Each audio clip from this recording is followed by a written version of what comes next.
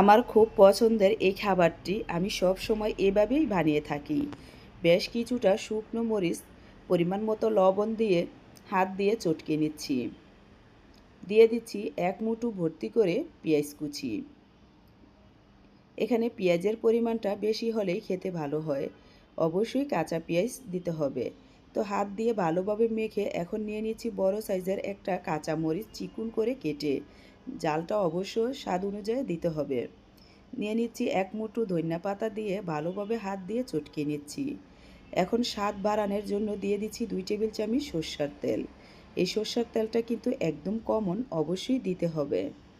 তো সরষের তেল দিয়ে ভালোভাবে এভাবে মেখে নিলেই কিন্তু এই পেঁয়াজ মাখাটা দিয়ে গরম ভাত পেট ভরে খেয়ে নেওয়া যায়। কিন্তু আমি এভাবে খাবো না।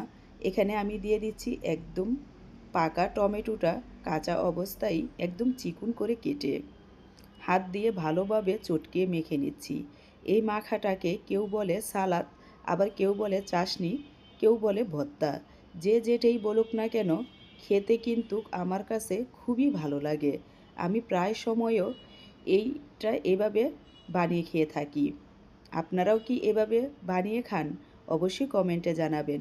আর যারা এখনও বানিয়ে খান নাই, তারা কিন্তু অবশ্যই একবার হলেও এভাবে বানিয়ে খাবেন। দেখবেন এটার প্রেমে পড়ে গেছেন। এতটা মজার হয়ে থাকে। যদি ভালো লাগে তাহলে প্লিজ একটা সাবস্ক্রাইব করে পাশে থাকবেন। আজ বিদায় নিচ্ছি। খোদা হাফেজ।